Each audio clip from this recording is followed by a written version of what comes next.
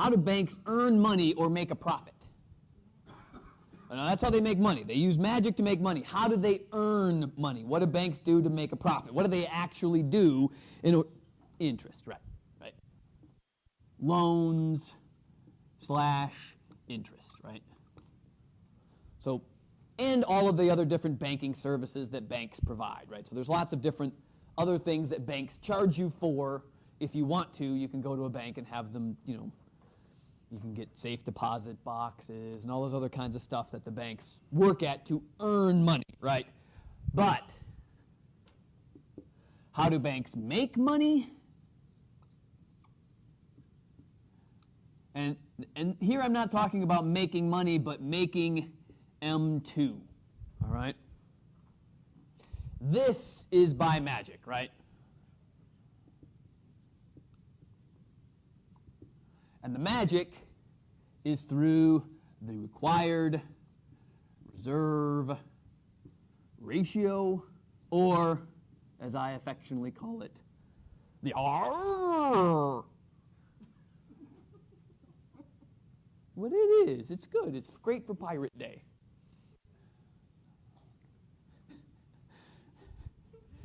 All right, and again, the required reserve ratio is the percent of each deposit that a bank must hold. That's what the definition of the required reserve ratio is, and these things tend to be called required reserves. Did you start me, Joe? And then, of course, remember that the rest of a deposit is excess reserves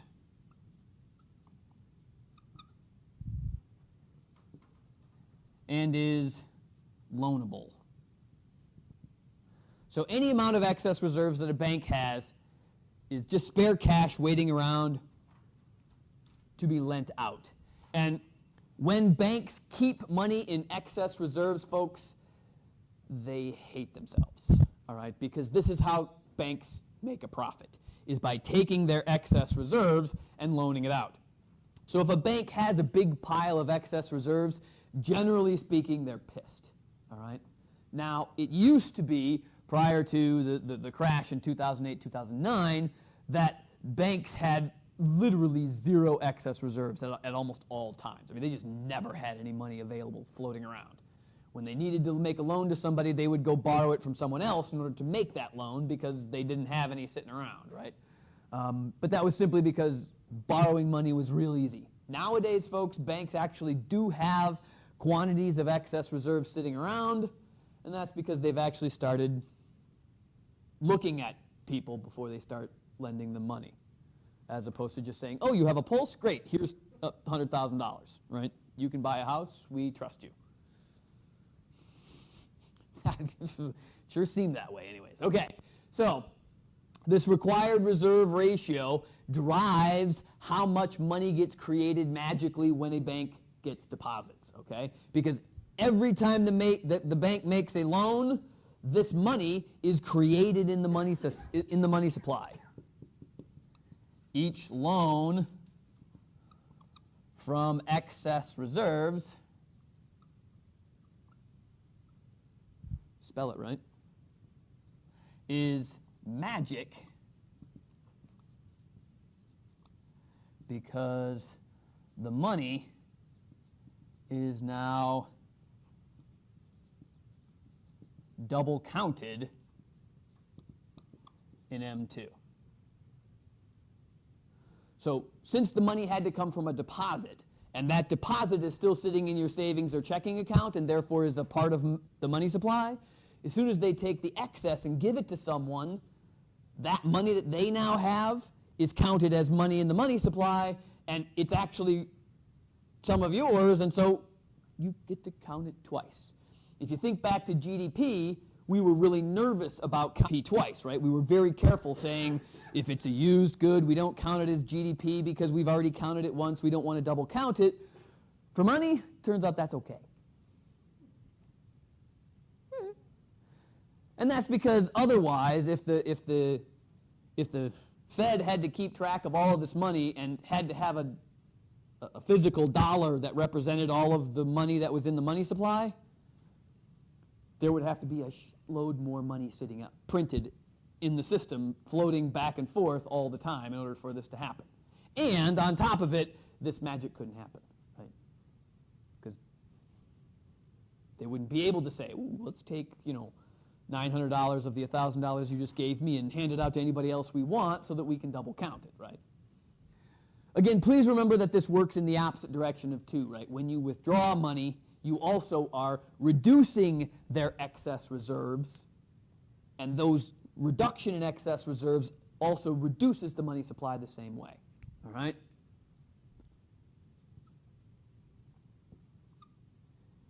Let's not. So if I deposit $1,000, there are 3 questions I can ask you from this $1,000 deposit that's coming into the system, right? 3 questions. 3 questions can be asked. 1, how much required reserves are created? 2, how much excess reserves / loanable money, please note that these are the same things, are created. And then the third piece, which we don't know how to do yet, but we're going to learn very quickly, is how much will this deposit potentially increase M2?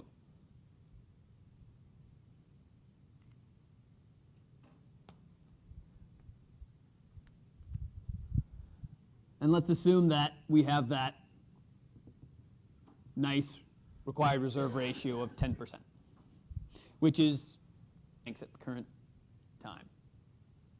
All right, so the first 2 questions right now you should be able to answer.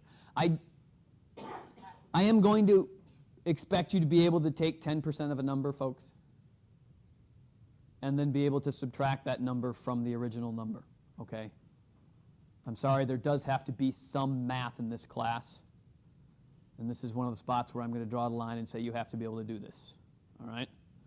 So if the required reserve ratio is 10%, how much required reserves are created? $100, because 10% of 1,000 is $100. Okay? I expect you to be able to do that mathematically. If you need a calculator to do it, that's fine.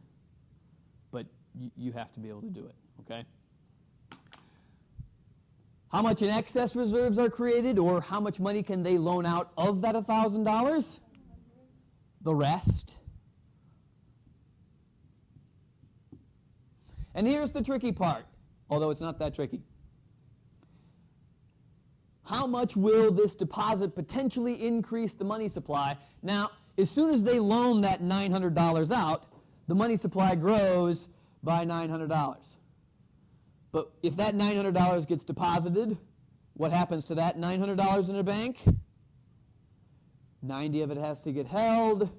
810 of it can be loaned out, and probably will be, so that the money supply could grow another 810. Right? So it's 900 plus 810 plus, take 90% of that, 729 plus 90% of that, etc. Right? So very similar to the spending multiplier back in chapter 15, right? Because when you talk about the spending multiplier, certain money goes into the system, we spend a certain amount of it on GDP, the rest, we spend on used goods, and then it circles and circles and circles. This is the exact same thing, except the circle is just the banking system, and it's any other bank. In fact, it doesn't even have to be another bank. It could be the same bank, right? I mean, if I deposit the $1,000 in the bank, and for whatever reason, Amanda goes out and borrows $900 and then says, well, I need this $900 in my checking account, she could deposit the $900 back into the exact same bank's checking account and say, well, that $900 is created money, and the bank can do the same thing again. Even though it seems really weird, that's the way it works, okay? The key here is realizing that the money multiplier is a very, very simple fraction. It's 1 over the R.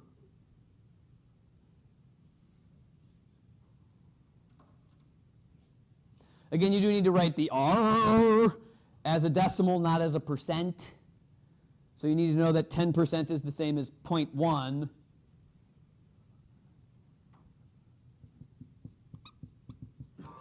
So the money multiplier is 10, and the growth in the money supply is going to be the increase in excess reserves times that number.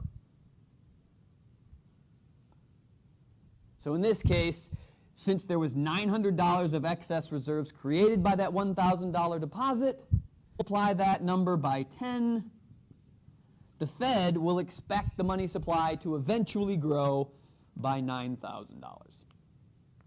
Again, it does require the money to sort of flow through the banking system over and over and over and over and over again. Obviously, it doesn't always happen. That's why you have to put that potentially in there, right? Because in theory, when Amanda borrows that $900 and creates $900 of money in the money supply, she could just decide that walking around with $900 in cash makes her feel empowered. And so she doesn't do anything with it. She doesn't put it in a bank. She doesn't spend it. She just walks around and struts a little bit more than usual. That's absolutely right. Sometimes it's nice. Having serious wads of cash in your back pocket can be very uplifting. So, you know. Or scary. Yeah, it depends. I mean, you know. It could be scary.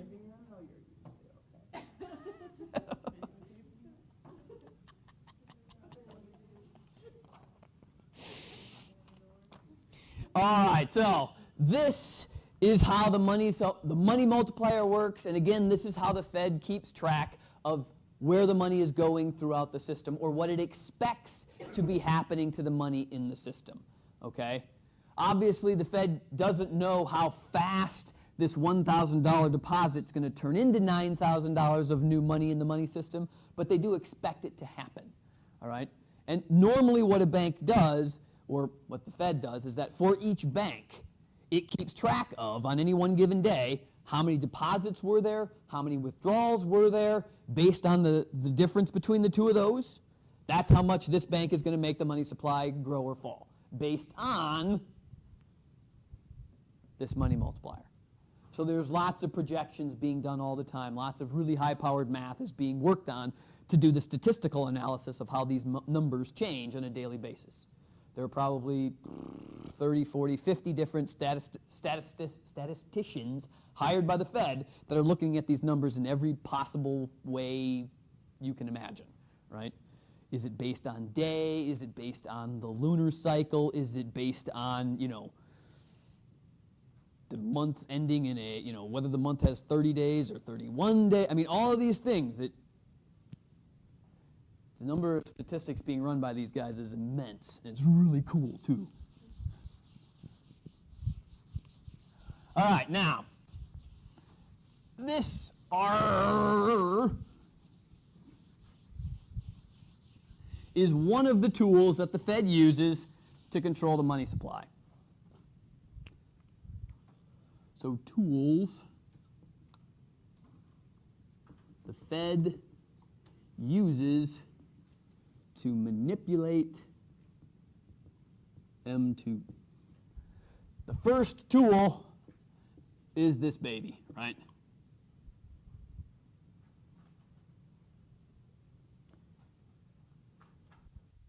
Each of these tools has a level of power sort of associated with it, and based on its power, it also defines kind of how often it's used. The required reserve ratio is the atomic bomb of the money supply. When the required reserve ratio is changed, the shit has hit the fan. And the Fed is doing something drastic in order to correct it. The required reserve ratio has changed noticeably in history twice. 1938 and 2009. In 2009, folks, I almost left the country because there was a 0.5% change in the required reserve ratio. It used to be the required reserve ratio was somewhere between 8.5% and 10% for most banks. In 2009, after the shit hit the fan in the banking industry, the Fed raised it by 0.5 percentage point for just about every bank. And I almost crapped myself. I mean, I seriously was almost going to convert all of my dollars into euros and move to Europe because I thought our monetary system was going to crash. Now, there were reasons why the Fed were doing this. Again, it was to sort of try and alleviate the fear that people had that all of the banks in our banking system were going to crash and that the regulationless position that the Fed was taking was making a lot of the rest of the world nervous about our banking system. And so in order to stop the rest of the world freaking out, the Fed jacked it up. But literally, folks, that was a humongous move. It was completely swept underneath the table with all the other crap that was going on because it happened about the same time that Obama was trying to pass his $2 to $3 trillion spending package that everybody else was having a cow about. And so that change in the required reserve ratio, hardly anybody knew about it. Right? All the economists were standing around going, and everybody else was going, oh, that Obama, man. Ugh, debt, terrible. We're going to have to sell our children to China, right? Anyways, the real fear was this thing, okay? And the reason why it was scary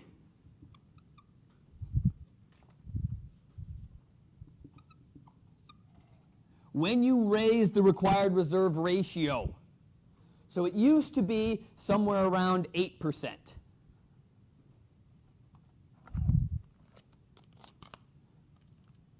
So if you get out your calculator and do 1 divided by 0.08, you see that the money multiplier used to be around 12.5. So in other words, every time someone deposited $1,000, instead of increasing the money supply by $9,000, it was actually increasing it even more than that, right? When they raised it up to something like 10% and the money multiplier went down to 10, how fast was money growing in our system? It was cut down by 25%. Right? There was a 25% cut in the growth of our money supply from deposits. Folks, that's scary shit, okay?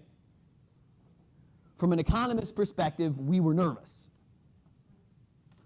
So part of the reason that the Fed has been constantly pumping money into the money supply right now has been because they wanted to take into account the fact that they had raised the required reserve ratio by 0.5 percentage point or a full percentage point, right? So they had reduced the money multiplier by 2.5 points, right? So raising the required reserve ratio reduces the money supply because the money multiplier goes down, right? Because the money multiplier is 1 over the required reserve ratio. So raising this thing makes money actually a little bit tighter.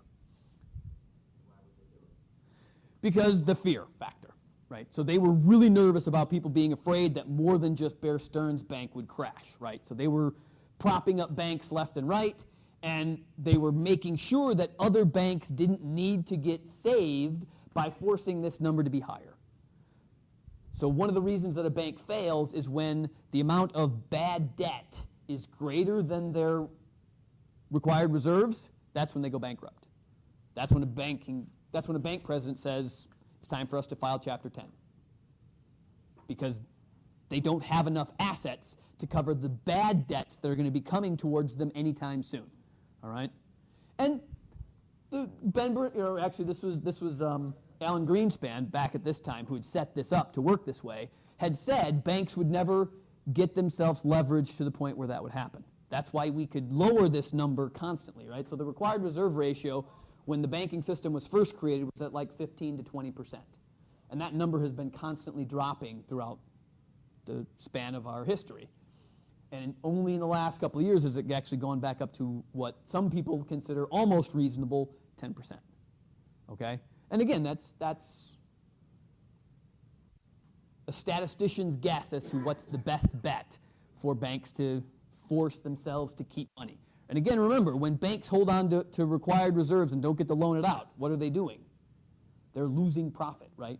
That's why banks want the required reserve ratio to be lower, because then they don't have to hold as much and they can loan out more, and that's where they make money from, right? So this raised reserve ratio, it's to stop fear, and it's also to tell bank presidents, hello, smack, smack, smack, smack, smack, smack, quit being a dumbass and risking too much of your money.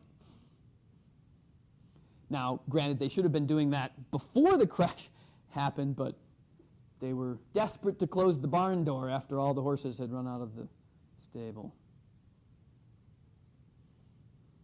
So, you know how well that works if you've done it yourself. Yeah, it doesn't do a whole lot of good. But anyways, that was the first step, right? They closed all the barn doors and said, look, the barn doors are now locked tight until we grab one of the horses and we shove it back in. And, all right, so this, folks, is the biggest tool that the Fed has. And like I said, when this changes, you know there's something very, very, very, very wrong in the system, all right?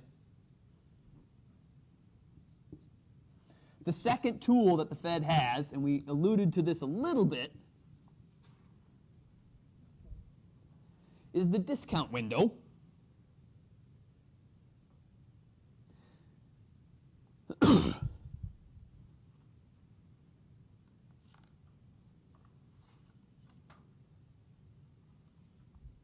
And the discount window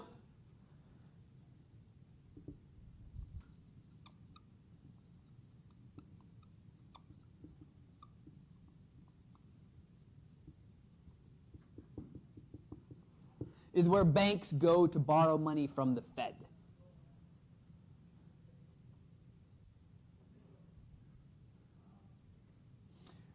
When banks borrow money from the Fed, it's just like you and I borrowing money from the bank. Those banks have to pay the Fed interest. The interest rate that banks pay the Fed is the discount rate. Interest rate that banks pay the Fed.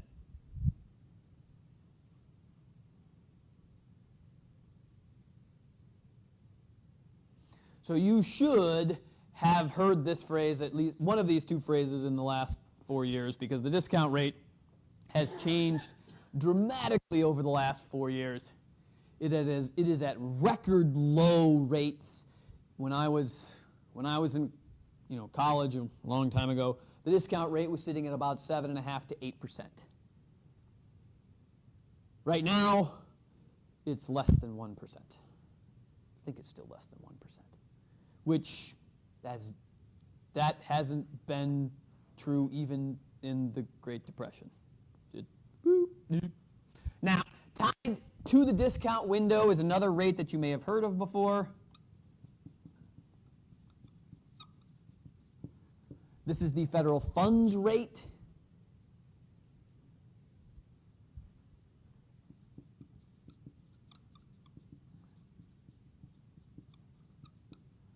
And this is just the interest rate that banks pay other banks to borrow money.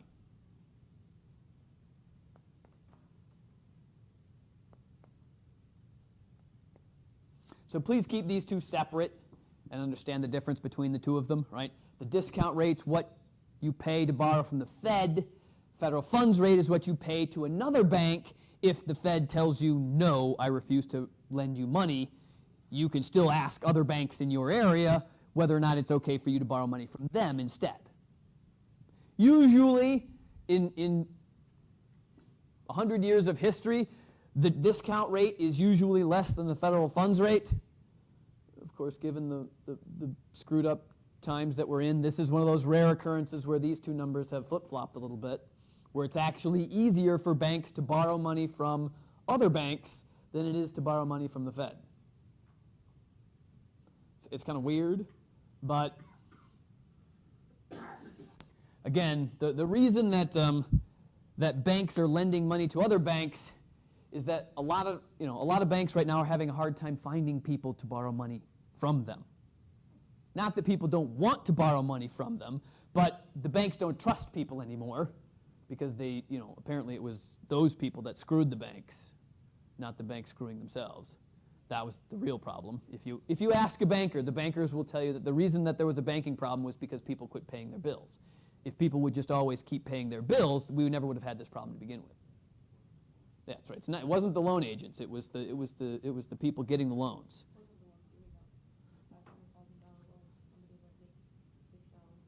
Yeah, that's not the problem. That person who makes $6 an hour should be able to pay off a $500,000 loan. That's right. Come on.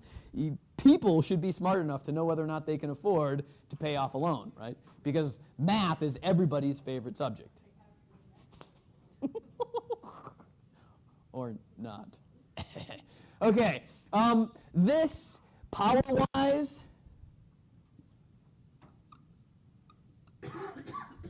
this is a large gun effect. And again, one of the reasons why the Fed was lowering these discount rates so much was, again, to try and balance the atomic bomb that they let off earlier when they raised the required reserve ratio, right? They were trying to combat it, to keep the supply of money in the system up, right? So even though they were forcing banks to hold more money, they were saying, wait, but we'll make it really easy for you to borrow money from us so that you can lend it to anybody else who actually has a decent credit report, right? I mean, that was the logic behind the Fed's approach to reducing the discount rates as much as they possibly could, because they were trying, again, to counterbalance that increased required reserve ratio. And the fact that it's taken 4 years and still, I mean, the aftermath hasn't really sort of balanced out yet. It's a little tricky. And same thing applies here, folks.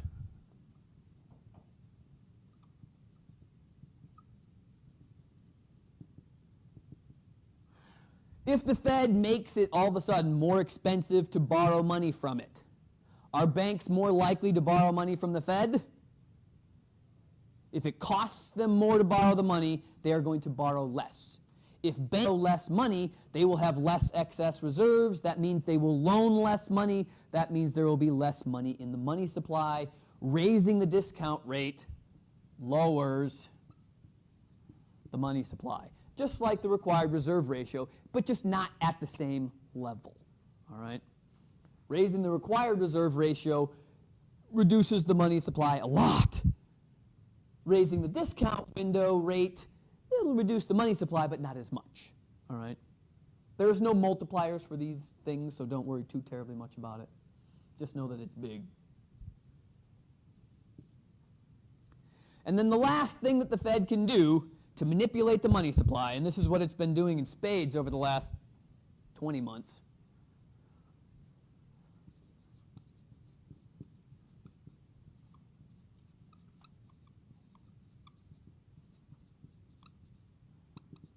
is buying and selling government securities.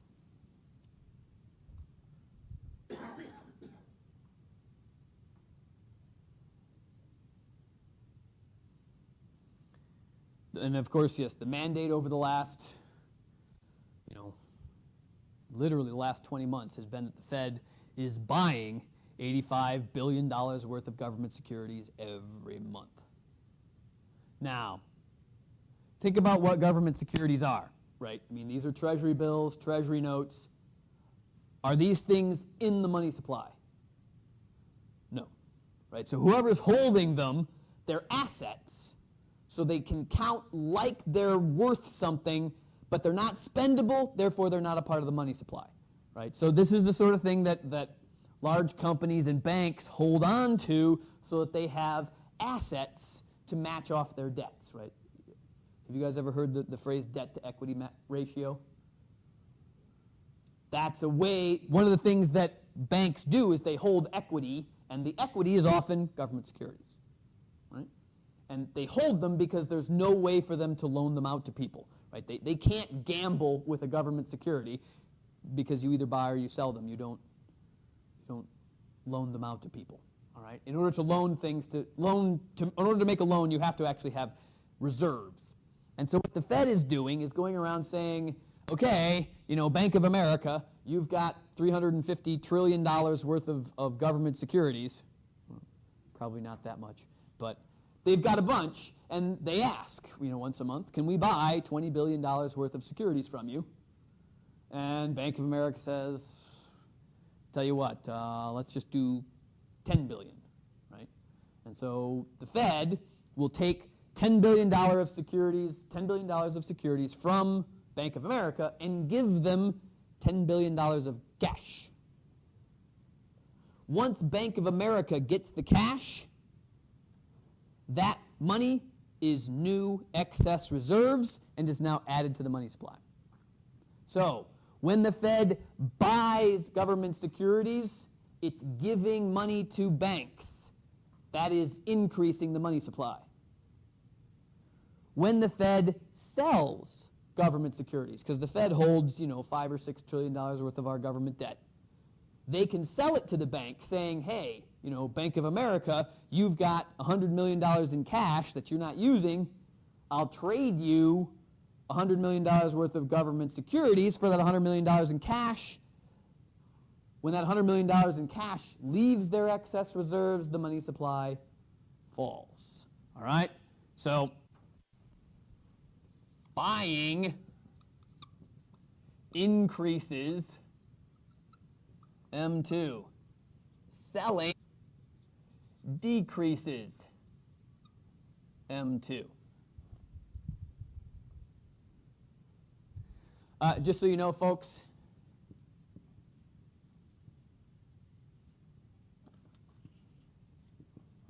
the buying and selling of government securities is done by the FOMC. I think we talked a little bit about the Federal Open Market Committee last week, right? Or maybe Monday, whichever one it was. Yeah. This is the branch of the Fed that actually does real work. Yeah. Well, she did it for 4 years, and she finally... Yeah. No, before she did, I decided to buy a small island in the Caymans, I think. She's got some $500,000 a year job in New York. Yeah, she lives in a friggin' penthouse in Manhattan. I mean, I think she pays $3,000 a month in rent. And it's not even that, it's like a 2-bedroom. Yeah, true. I don't think she has a kitchen. Yeah, yeah. Probably. Bastards. I mean, right, yes, right. I mean, that wouldn't suck, would it, right?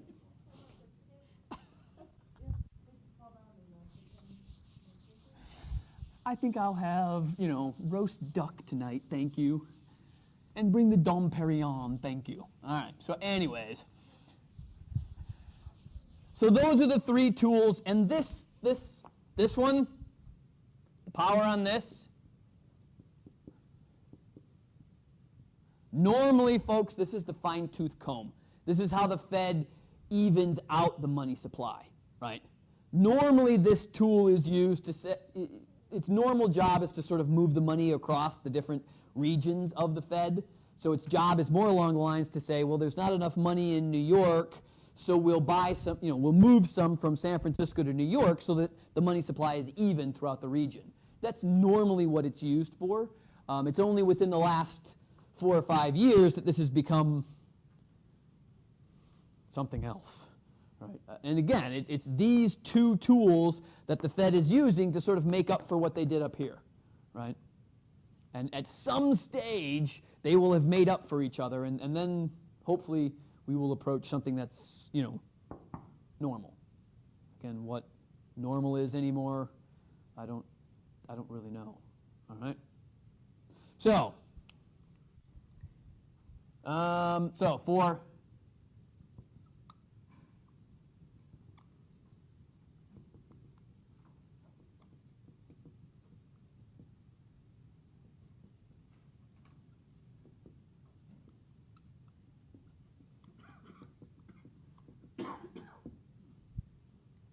When the Fed is buying and selling government securities, again, realize that their buying and selling is directly hitting excess reserves. So since it's directly hitting excess reserves, it is also by the money multiplier driven by the required reserve ratio. So if the R is 10% and the money multiplier is 10,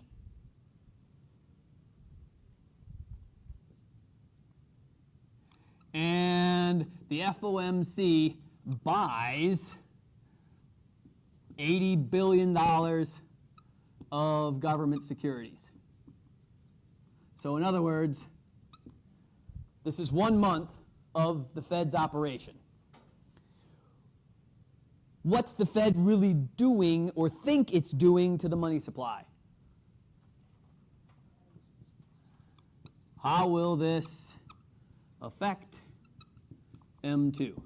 The first thing that we do is we say, do the obvious one. When you buy, it's raising the money supply. All right? So M2 rises. And how much does it rise by? Now, remember that when the Fed is buying these $80 billion of government securities, they're really going up to the bank and saying, you have this equity, $80 billion of government securities. We'll trade you cash for securities. That cash, once it's given to the bank, immediately all goes into excess reserves. None of it is required to be held by the bank. Yeah, so literally, you can just take the $80 billion and multiply by 10. Because when the Fed buys securities, that money goes straight into excess reserves. When you and I, there has to be some required reserves associated with it. But when the Fed's buying, they're not investing. They're just buying, right? So M2 rises by $80 billion times 10, or $800 billion. So when you guys were analyzing M2, what you should have been seeing, at least according to money multiplier policy, is that you should have seen the money supply growing by basically $800 billion a month. So if the money supply is sitting at like $30 or $40 trillion, you know, it was going up 1.5 every 2 months. It was going up $6 to $8 trillion a year,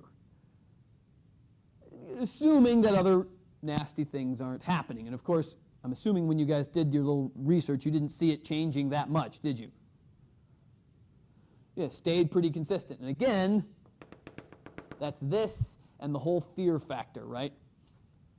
One of the problems that banks are having is that in order for this money multiplier to work, banks have to actually be loaning money out to people. How many people do you know that are borrowing money right now? Yeah, exactly. Right, I mean, this has been, this has been a good 2 or 3 years of us reducing our debt as a country, which is a good thing if you think about it, but not for the banking industry. They only make money when debt's increasing. So they're a little miffed. But again, buying government securities raises M2.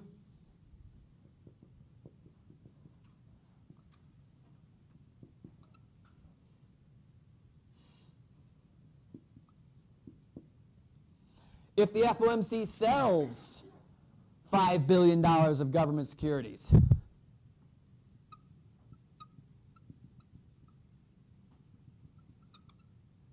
what happens to M2 in this case? Since they're selling, it's going to decrease. How much do they expect the money supply to decrease by? Multiply by the money multiplier again, folks. Whether it's going up or it's going down, the multiplier hits it either way. Okay? And when the Fed or the FOMC sells these government securities, the money is coming straight out of excess reserves from the bank. Therefore, money supply is dropping by 10 times this. So M2 falls by $50 billion. Or that would be what they would expect the money supply to fall by after a certain amount of time.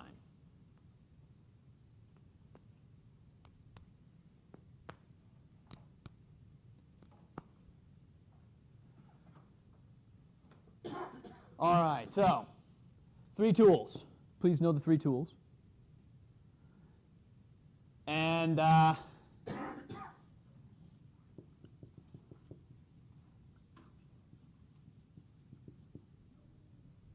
extra credit, find out what the current discount rate is and what some bank that you know what their federal funds rate is. So the discount rate is, again, the Fed. Usually the Fed, loans money out at the same rate to almost any bank. It does actually change a little bit depending on whether or not the bank is... And the current federal funds rate. And the federal funds rate can be different because definitely banks care about the strength of other banks that they're lending money to. So usually you'll see that there are potentially 1 or 2 or 3 different types of federal funds rates. Pick any one of them. But they will call them different things depending. They'll call it strong, medium, and weak, actually, depending on the type of bank. Usually, though, for right now, the federal funds rate is kind of consistent across the board because it's so insanely low. But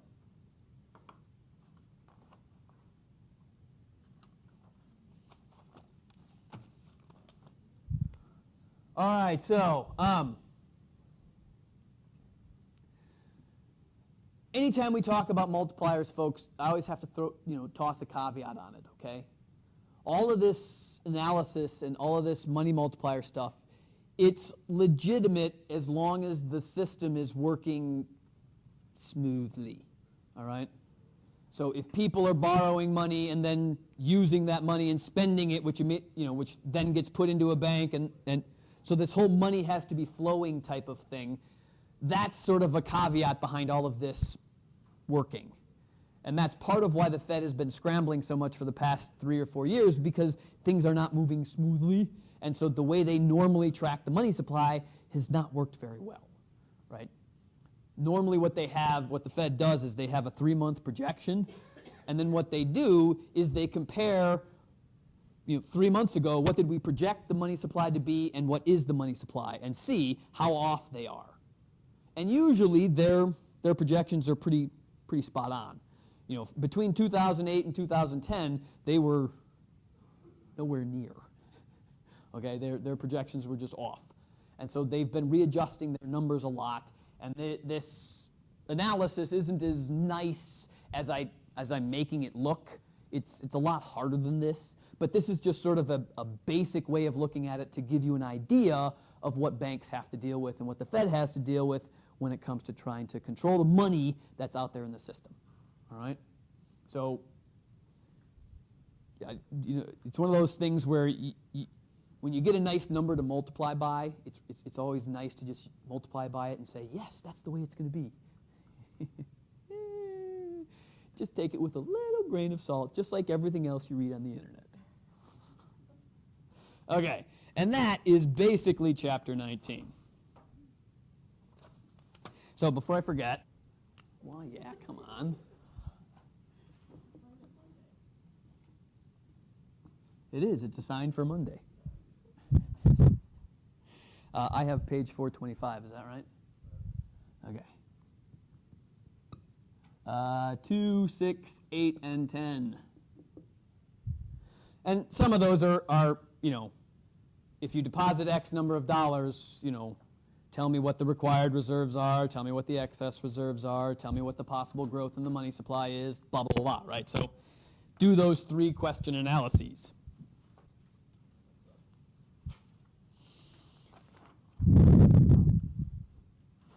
All right, so I want to do one last thing before we call it a day. We'll get done a little bit early today. So you're probably,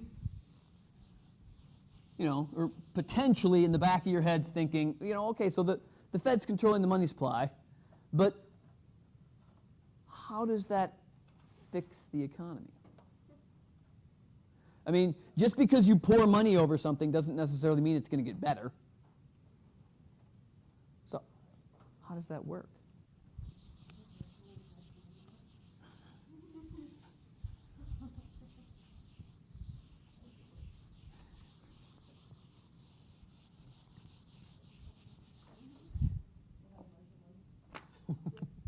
Marshallian money.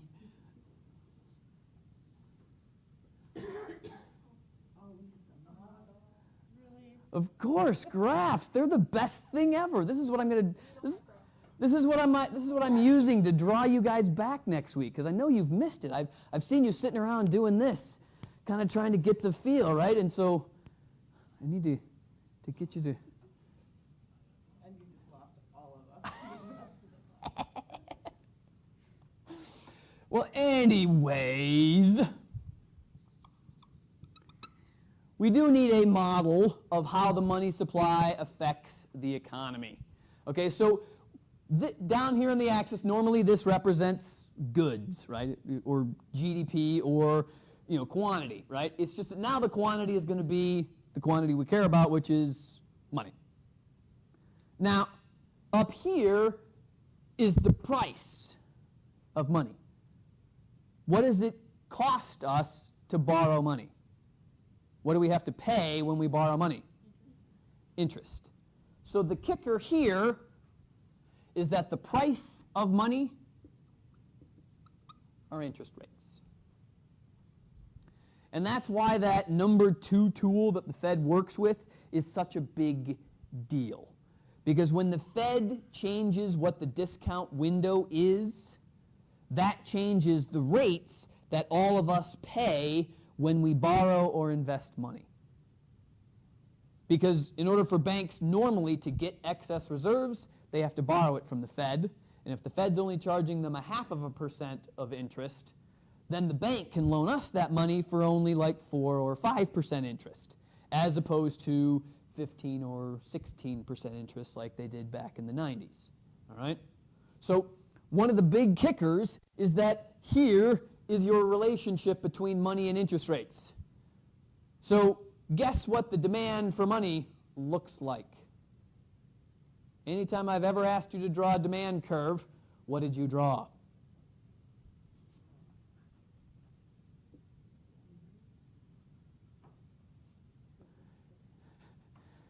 Nice, lovely demand curve. The demand for money is just like demand for everything else is. If it costs more to get the money, we won't get as much of it.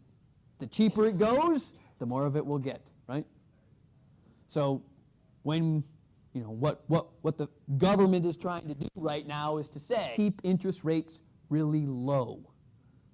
So what they're doing is that the money supply is slightly different. The Fed, in theory, has a tight money supply. They can move it to whatever value they want it to be. So the supply is really just a straight up and down curve, and it's set by the Fed.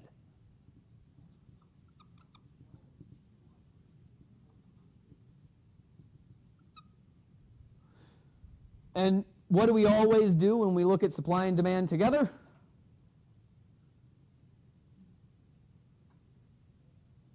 We find the equilibrium point, and we say, this is where everything is happening, right?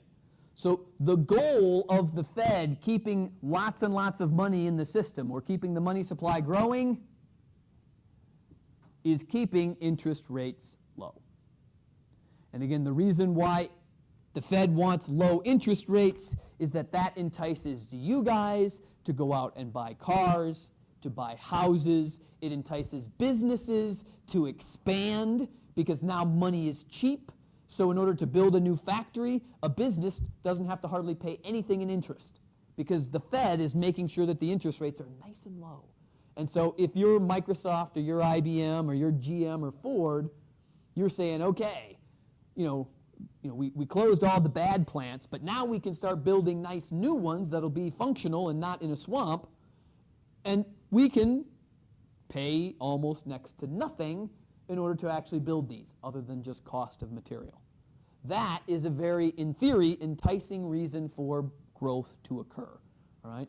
This is the goal of the Fed. The goal of the Fed is not to give everybody money so that they will spend it. That's the peon's thought for how economics works, right? The Fed's buying lots of, quantitatively easing, so it's printing money and giving it away for free, right? So people think that the Fed drives around in Washington, D.C. and just hands out money, right?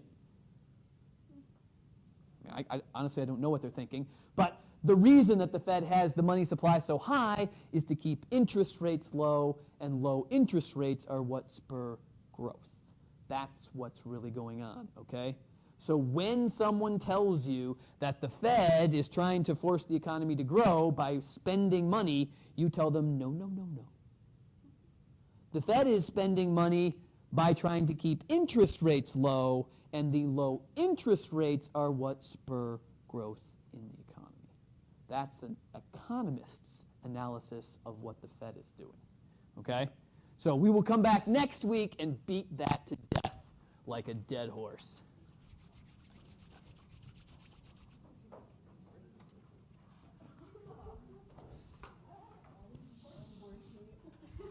Turn me off, Joe.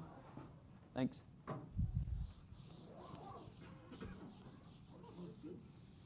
What?